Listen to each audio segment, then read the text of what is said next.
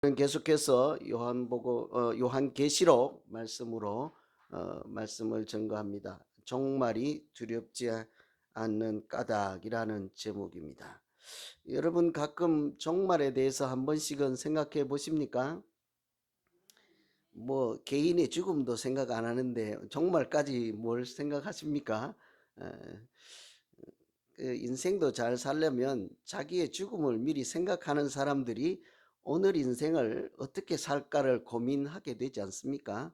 이제 어디 간증하는 분들이나 여러 사람들 이야기를 들어보면 자기 죽음이 임박했을 때 인생을 새롭게 살게 되는 이야기들을 많이 듣게 됐죠. 오늘 우리 장로님께서 기도하신 것처럼 온 세상은 지금 겉으로는 평화로운 것 같지만 실상은 아직도 전쟁이 이렇게 끊임없이 일어나는 곳이 생각보다 많이 있습니다. 여러분 제가 한번 질문해 볼까요? 올해 전쟁 때문에 가장 많이 죽은 나라, 가장 많은 사람들이 목숨을 잃은 나라 어디일까요? 우크라이나, 러시아가 굉장히 큰 나라잖아요. 우크라이나가 얼마나 많이 당했겠어요? 아닙니다. 그렇잖아요. 거기가 아니에요. 우리가 생각지도 않은 미얀마라는 나라예요. 한 1년 넘게 그 안에서 이렇게 전쟁이 일어나서 내전. 그래서 거기에서 사람들이 제일 많이 올 한 해로 치면 또는요 한 8년째 한 10여 년 가까이 되지 않습니까? 거기는 나라가 안에서 내전이 일어나 가지고 대구만한 도시 인구가 모두 나라 밖으로 쫓겨난 거예요. 서울의 절반. 부산보다 더 많은 인구가 다 자기 고국을 떠나서 내몰린 거예요, 밖으로. 예멘이라는 나라가 있죠. 우크라이나 전쟁이 뭐 며칠이면 끝날 줄 알았지만 러시아와 우크라이나 또 이렇게 뒤에서 돕는 세력들 때문에 3차 세계대전이 일어난다, 핵전쟁을 하겠다, 뭐 이렇게 위협을 하잖아요. 그래서 우리 막연히 여러분 핵으로 쏜다고 막 위협하는데 정말을 한번 생각하지 않습니까? 지구에 있는 핵이 다 터지면 어떻게 될까요? 하나만 해도 일본이 항복을 할 수밖에 없는 그런 무기였는데 만일 핵전쟁이 일어난다 생각만 해도 두렵죠. 그래서 막연히 온 세계가 러시아는 위협을 하고 우리는 막연한 두려움에 떨고 있는 그런 시대를 우리가 살고 있습니다.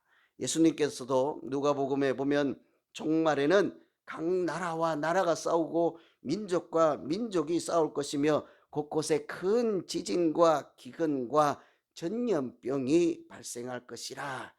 그런 시대를 지금 우리가 살고 있는 것 같지 않습니까? 전쟁이 있죠.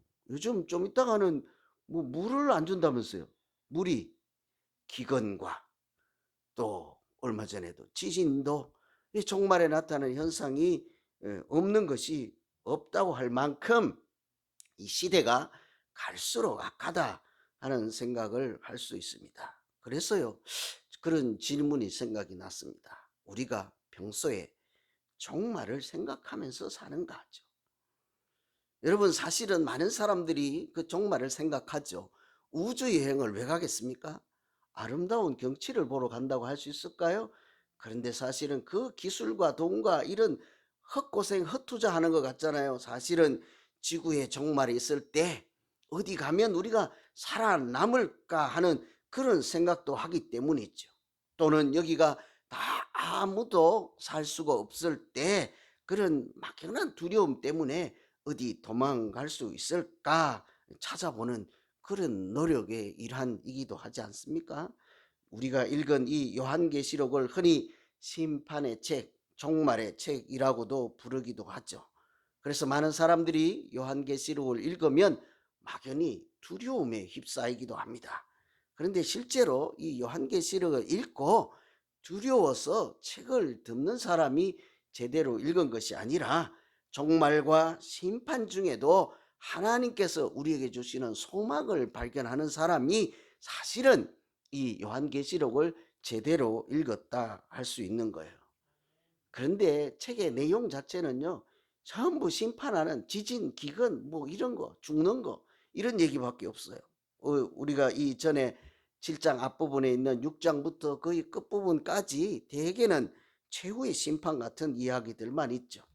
우리 인을 뗄 수가 없어서 요한이 울고 있을 때 어린 양 예수의 손에 그 있는 책, 오직 예수님만 인을 뗄 수 있다 하는 이야기가 있잖아요. 6장에 인, 나팔, 대접에 담겨 있는 그 심판의 구체적인 내용을 하나씩 설명하는 것이 이제 앞으로 계속되는 요한계시록 책이란 말이죠.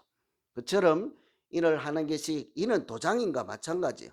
두루마리 하나 내용을 이렇게 접어져 있는 것을 편히 좋은 소식이 아니라 전부 심판의 내용만 나타났습니다. 그러니 당시에 그 초대교회에 예수 믿는 사람들이 박해, 로마 황제로부터 박해를 받고 이런 사람들이 책을 요한계시를 읽으니 심판의 내용만 들어있는 것을 보고 어떻게 그들이 위로를 얻을 수 있겠습니까? 오늘 우리가 읽어도 두려운 마음이 생기고 어떻게 할까 이런 걱정이 앞서는 이 책을 읽고 우리에게 또 한 가지 질문이 생기죠.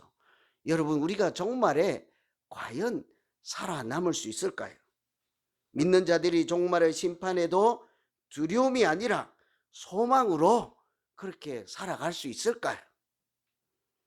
이 질문 오늘 답을 잘 하셔야 됩니다. 저는 그래서 우리 예수 믿는 사람들, 하나님의 백성들은 심판 중에도 종말 중에도 하나님께서 어떻게 지키시고 사랑하시는가, 이런 말씀을 나누어 보려고 합니다. 여러분, 우리는 하나님께서 그의 사랑하는 백성을 끝까지 보호하심으로 종말 중에도 얼마든지 구원의 잔치에 참여하게 될 줄로 믿습니다. 우리가 왜 아멘 할 수 있죠? 하나님이 그의 사랑하는 백성을 끝까지 지키시고 보호하시겠다 하는 믿음이 있기 때문이죠. 우리의 믿음만 있는 것이 아니라 하나님이 하신 오늘 책을 통해 주시는 말씀이 그 말씀입니다. 1절에 보시면 내 천사가 내 땅 모퉁이에 선 것을 보니 땅 사방의 바람을 붙잡았다. 바람까지 붙잡았어. 어떤 나무나 식물도 다 해치 못하도록 바람까지 붙잡아 주시는 하나님이 계신다는 거죠. 뿐만 아니고 3절에 보니까 하나님의 종들의 이마에 인치기까지 너희는 해하지 말라는 거예요. 예수 믿는 사람들에게 그 표시를 할 때까지 심판 중에도 함부로 하지 말고 기다려라 하는 것이죠. 여러분, 우리는 흔히 종말이나 최후의 심판을 읽으면 무섭다 하는 얘기만 듣잖아요. 그런데 오늘 이 말씀은 왜 안 들리십니까? 심판 중에도 내가 표시하고 내가 반드시 구할 그 사람을 다 골라낼 때까지 함부로 너희는 심판하지 말라. 이것이 우리에게 주시는 하나님의 핵심 말씀인 줄로 믿습니다. 이 요한계시록은 두려워 떨라 하는 말씀이 아니라 심판 중에도 구원하시고 지키시고 사랑하시는 하나님의 소리를 믿고 그 황제로부터 박해를 당하는 너희도 힘을 내고 인내와 사랑의 열매로 이 믿음에서 이겨라 하는 이야기지 않겠습니까? 바람도 붙잡아 주시고 그때까지 기다려라 하는 것은 심판 중에 일어나기란 쉽지 않은 일이잖아요.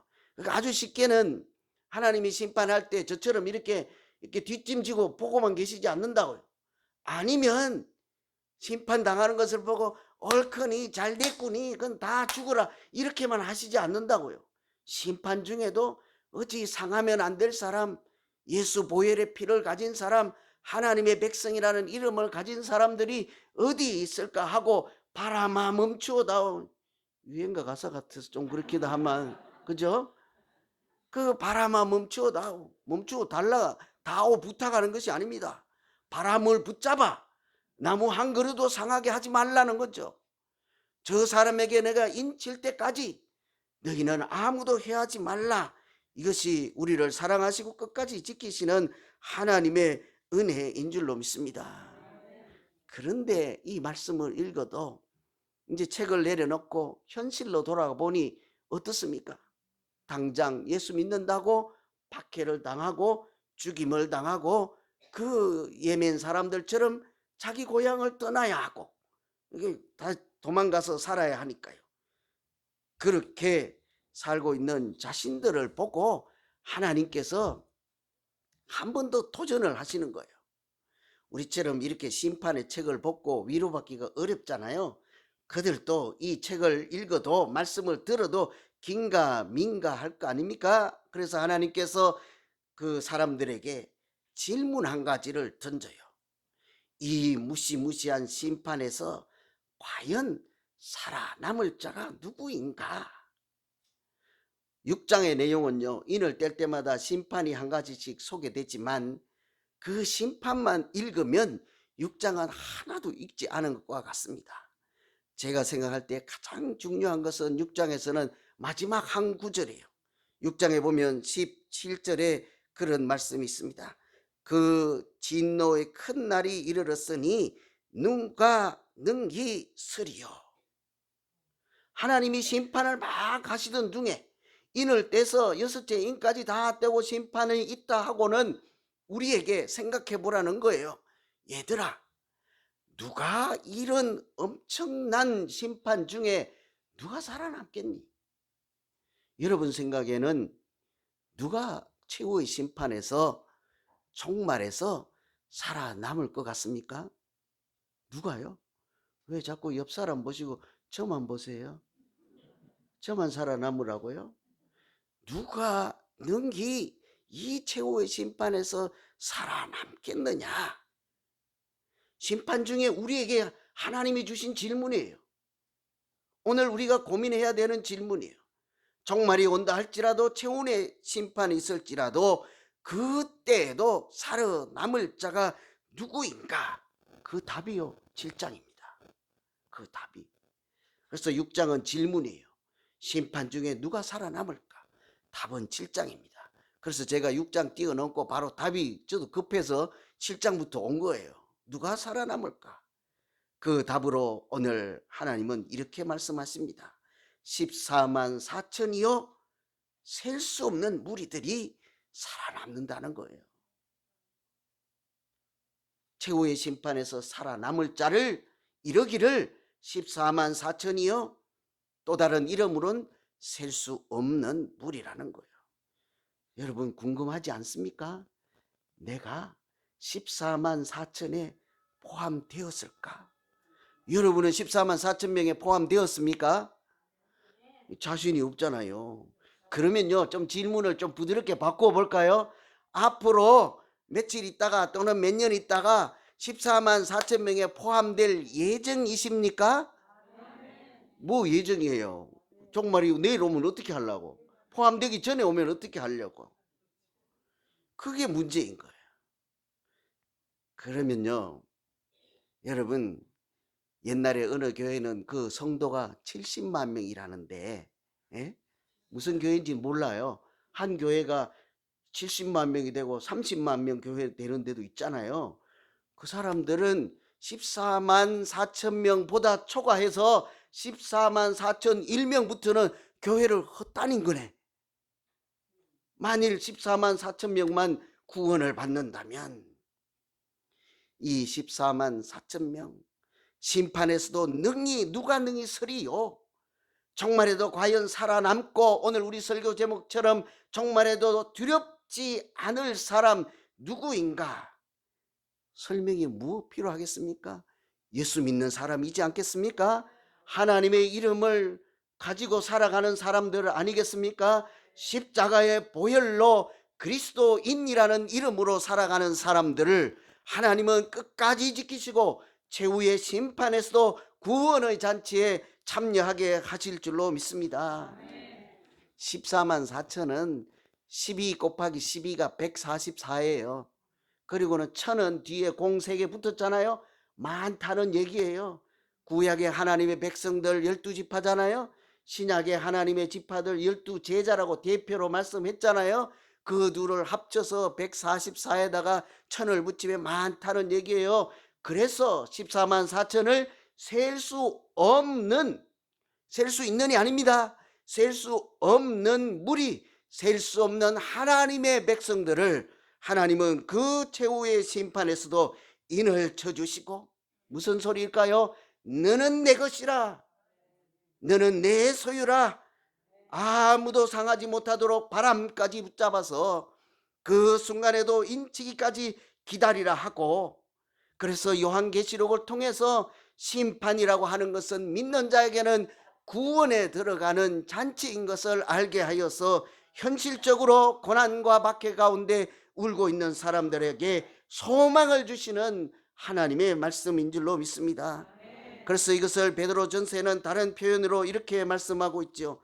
너희가 말세에 나타나기로 예비하신 구원을 얻기 위하여 믿음으로 말미암아 하나님의 능력으로 보호하심을 입었느니라. 말세에 나타나기로 한 구원을 얻기 위하여 하나님의 능력으로 보호하심을 받은 자 우리 모두임을 이 시간에 다시 한번 감사와 하나님께 영광을 올려드립니다.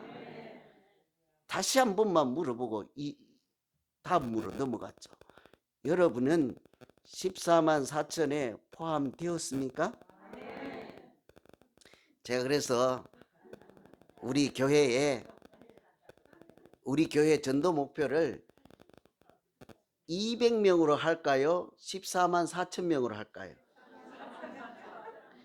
그러면요, 14만, 우리가 열심히 해서 14만 4천 명이 됐어. 아주 유명한 예수사랑 비전교회. 그런데 이튿날 14만 4천 한 명이 왔어요. 그 한 명 어쩌죠? 늦었어. 소용없어. 너는 안 돼. 그게 아니라니까요. 그러니까 모든 하나님의 백성들을 하나님은 사랑하시고 심판 중에도 구원하시기 위해서 바람도 잡으시고 인도 쳐주시고, 여러분 인침을 받았습니까? 지금 왔다 갔다 해요, 그죠? 뭐 도장 받은 것도 없고 각서 받은 것도 없는데 우리는 다 성령의 인침을 받았잖아요. 그리스도인이라는 이름으로 인침을 받았잖아요. 하나님의 백성이라는 이름을 받았지 않았습니까? 당연히 우리는 최후의 심판에도 종말에도 두려움이 아니라 하나님의 능력으로 살아가게 될 줄로 믿습니다. 우리가 그렇게 두렵지 않아야 되는 까닭은요, 하나님이 그의 백성들을 반드시 승리하게 하기 때문입니다. 여러분 이기고 싶습니까? 지고 싶습니까? 이기고 싶죠. 뭐에 이기려고 하는지는 난 잘 모르겠지만 무턱대고 이긴대. 근데 지난 주일인가 언제 제가 말씀드렸죠. 제가 제일 좋아하는 사람 누구라고요? 이거 정신 차리고 잘 들어야 돼요. 저랑 사이좋게 잘 지내려면. 제가 제일 좋아하는, 토요일인지 내가 저도 기억이 안 나네. 제가 제일 좋아하는 사람 누구라고요? 지는 사람. 지는 사람입니다. 이제 큰일 났다, 그죠? 아까 다 이기고 싶다 했는데, 그죠? 제가 이렇게 말씀드리는 것은 우리가 믿음으로 예수 이름으로 사는 사람들은 현실에서는요, 지는 사람이에요. 항상 예수님은 큰 자가 되지 말라고 작은 자가 되라 하잖아요. 섬기는 자가 되라 하잖아요. 하나의 미랄이 어떻게 해요? 썩어야지 많은 열매를 맺는다 하잖아요. 성경의 가치는 항상 1등 하라고 하지 않습니다. 성경을 제대로 읽으면 너는 꼴이 되지 말고 머리 되라고 기도하지 않습니다. 무엇을 이기는가가 중요해요. 하나님이 우리를 끝까지 이기게 하시는 건 틀림이 없는데, 하나님이 이기시게 한다 하니까 우리는 이 땅에서 땅을 많이 갖는 부자로 이기게 하시고, 권력과 명예를 가지고 있는 그런 싸움에서 이기게 하시고, 경쟁에서 이기게 하시고, 이런 것에 대해서 우리가 세상적으로 이기는 것에 대해서 이기는 것을 다 좋아한단 말이에요. 여러분 예수 믿으면서 박해를 받고 때로는 끌려가서 형장에 이슬로 사라지고 사자밥이 되기도 하면서 그런 고난 중에도 예수를 믿는데, 이 땅에서 아파트 한 채를 더 가지면 뭐 할 것이며 땅 한 피를 더 가지면 무엇하겠습니까? 그 정도 이기는 것으로 예수 믿겠습니까? 저는 안 그럴 것 같아요. 그래도 하나님이 나를 이기게 하시는 그런 경기는 천국에 들어가는 싸움에서 이겨야 그래도 예수 믿는 보람 있지 않겠습니까? 하나님이 우리를 이기게 하시는 것은 그처럼 천국 잔치에 들어가는 승리인 줄로 믿습니다. 뿐만 아니라 하나님 보호자 앞에 서는 영광의 싸움, 그 싸움에서 이기게 할 줄로 믿습니다. 저는 이 한 가지만 있으면 될 것 같아요. 다른 거 다 빼고 하나님 앞에 설 수 있는 영광을 누릴 수만 있다면 이 땅에서 어떻게 살든지, 무슨 일이 있든지, 무슨 억울한 일을 당하든지 하나님과 어린 양 앞에 서서 오늘 말씀처럼 구원하심이 보좌에 앉으신 하나님과 어린 양께 있도다. 하나님 앞에서 그런 영광의 찬송을 부르며 하나님 앞에만 설 수만 있다면 그것이 우리에게 주시는 하나님의 승리하는 하게 만드시는, 우리가 이길 수 있도록 도우시는 그 도움이라면 여러분, 그거보다 더한 은혜와 영광이 어디에 있겠습니까? 그래서 하나님께서 우리를 세상적인 이김이 아니라 천국 잔치에 들어가는 이김, 하나님의 사람으로 살아가는 그런 영적인 싸움에서 이기는 것, 그 사람들을 현실적으로 그런 모습을 잘 몰랐어요. 이렇게 표현하고 있습니다. 9절에 보시면 아무도 능히 셀 수 없는 큰 무리가 나와 흰옷을 입고 손에 종려나무 가지를 들고 보호자 앞에 어린 양 앞에 서서 큰 소리로 외쳐 이르되 구원하심이 보호자에 앉으신 하나님과 어린 양 앞에 있도다. 여기서 흰옷은요, 염색이 안 돼서 흰옷이 아닌 거예요. 백이민족이라 흰옷이 아니라 그리스도의 보혈에, 십자가의 보혈에서 씻어서 그것이 승리를 뜻하는 옷이라는 얘기예요. 종려나무는 기쁨이라는 말씀입니다. 이 땅에서 고난과 박해와 예수 믿으면서 살아가는 것이 쉽지 않을지라도 하나님께서 천국 잔치에 들어오는 승리를 안겨주시고 거기에서 기쁨을 누리게 하실 뿐만 아니라 이 땅에서 고난과 박해받던 사람들을 불러서 하나님 앞에서 찬송하게 또 경배하게 하는 영광에 참여하게 하신다 하는 말씀이잖아요. 천국에서 예수 믿는 사람들의 모습을 우리에게 미리 보여주셨다는 말씀이죠. 그래서 천국에 갔더니요, 거기 있는 사람들도 우리를 좀 이상하게 보였나 봐요. 쟤는 안 올 것 같은데 왜 있나 이런 생각을 했는지 옆에 있는 사람들이 물어요. 14절에 흰옷을 입고 있는 저 사람 누구야? 14절이에요. 제가 그대로 읽어드렸죠. 성경책 그대로 제가 한번 읽어드릴까요? 7장 14절에 뭐라고 합니까? 내가 말하기를 내 주여 당신이 아시나이다. 저들이 13절에요. 장로 중 하나가 응답하여 나에게 이르되 이 흰 옷은 이 흰 옷 입은 자들이 누구며 어디서 왔느냐 물어요. 하나님 앞에 어린 양 앞에 나와서 찬송하는 그 사람들을 보고 천국에 있는 사람들이 쟤들 누구야 이러니까 14절에 하나님이 아시나이다. 저들은 큰 환난에서 나와서 어린 양의 피에 그 옷을 씻어 희게 된 사람들입니다. 이렇게 얘기하잖아요. 흰옷 입은 사람은 환난에서 하나님께서 건져내시고 고통 중에서 건져내셔서 그들의 고통을 씻어주시고 그리스도의 보혈로 새 옷 입혀주신 사람들이었습니다. 그렇게 끝까지 보호하시고 승리하게 하실 뿐만 아니라 오늘 말씀 16절에 보면 그들이 다시 줄이지도 아니하며 목마르지도 아니하고 상하지도 아니할 뿐 아니라 보호자에 계신 어린 양이 그들의 목자가 되어주시며 생명샘으로 인도하여서 그들의 눈물을 씻겨주리라. 이것이 예수 믿는 사람들의 정말의 모습이라는 거죠. 저는 이것이 우리들의 모습이기를 간절히 소망합니다. 이것은 우리들의 모습이라고 하나님이 약속해 주신 말씀입니다. 저는 한 가지 한 사람 소개해 드리고 말씀을 마치려고 해요. 이 사람 이름이 있는데요, 한 4세기 정도 실존 인물입니다. 근데 제가 오늘 이름을 적어 오진 않았는데 어떤 사람이 하나님의 음성을 듣고 보니까 로마로 가라는 거예요. 밑도 끝도 없이. 마치 아브라함을 부를 때처럼, 사도 바울을 부를 때처럼 밑도 없이 어디로 가라는 거예요. 로마로 가라 해서 하나님이 부르시나 보다 하고 로마로 갔습니다. 로마로 갔더니 뭘 해야 될지 모르잖아요. 그래서 이곳저곳 다니다가 하루는 사람들 인파에 휩싸여서 그냥 쭉 따라 들어가 보았더니 거기가 원형 경기장이었습니다. 우리가 얼마 전에 축구에서 많은 인파가 모이고 BTS가 공연에도 많이들 모이잖아요. 거기서 휩쓸려 들어간 거예요. 가서 보니 검투사 두 사람이 와서 칼을 쨍그랑 하며 이제 검투를 하고 있는 거예요. 칼싸움을 하고 있다는 말씀이죠. 그런데 계속 지켜보니까 이 사람들이 끝내고 점수 먼저 딴 사람이 끝내는 것이 아니라 한 사람이 죽을 때까지 싸우는 거예요. 그래서 지켜보다 보니까 한 명이 죽은 거예요. 뭣도 모르고 지켜보고 있었는데 그 순간 이 사람의 가슴에서 뭔가가 자꾸 끌어올라. 가만히 있는데 한참을 지켜보니까 또 두 사람이 또 나오는 거예요. 검투사들이.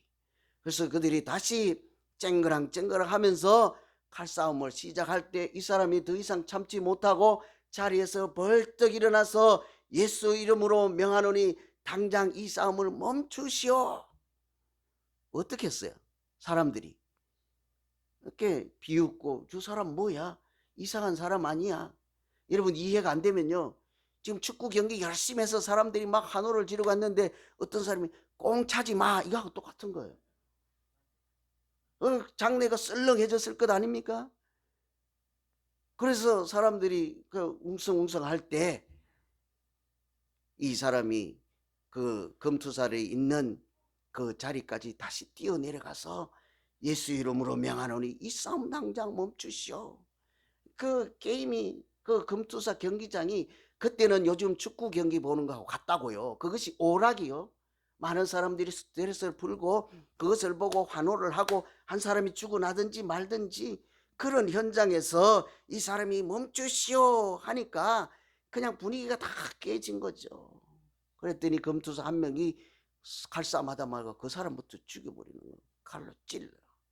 그래도 이 사람은 거기서 중단하지 않고 이 멈추시오. 예수 이름으로 명하노니 멈추시오. 하고 그 자리에서 죽지요. 그런데 그때 맨 뒤에 있던 한 사람이 벌떡 일어나서 자리를 떠요. 황제였습니다. 그러니 또 한 사람 뜨고 또 한 사람 자리를 일어나고 그 일로 그 이후에 더 이상 검투를 하지 않게 된 거죠. 질문이 하나 있습니다. 여러분 누가 이겼습니까? 그리스도인 이름으로 그 자리에서 자기 목숨을 바친 사람이 이겼습니까? 검투사가 이겼습니까? 온 세상을 왕노릇하는 황제가 이겼습니까? 한 사람을 보내서 세상이 무엇이고 종말이 무엇인 것을 계시록을 통해서 그리스도인을 통해서 보여주시는 하나님이 이겼겠습니까? 겉으로 보면은 그 한 사람이 목숨을 바친 그 그리스도인이 친 것 같지만 그는 하나님 보좌 앞에서와 어린 양 앞에서 천국에서 하나님께서 흰 옷을 입혀주시고 오늘 우리가 읽은 말씀처럼 구원하심이 보좌에 앉으신 우리 하나님과 어린 양께 있도다 이렇게 경배하는 거룩한 백성으로 삼으신 줄로 믿습니다. 겉으로 보이는 것이 전부가 아니라는 말씀이죠. 저는 그래서 오늘 말씀을요 이 찬양으로 마칠까요? 여러분 찬송가에는 없는데요, 우리 보좌 앞에 모였네 구원하심이 보좌에 앉으신 이 찬양 배웠습니까? 미처 못 배우신 분들은 우리 헌금송 하면서 같이 찬양 부르며 오늘 말씀 마치겠습니다. 같이 기도하겠습니다. 하나님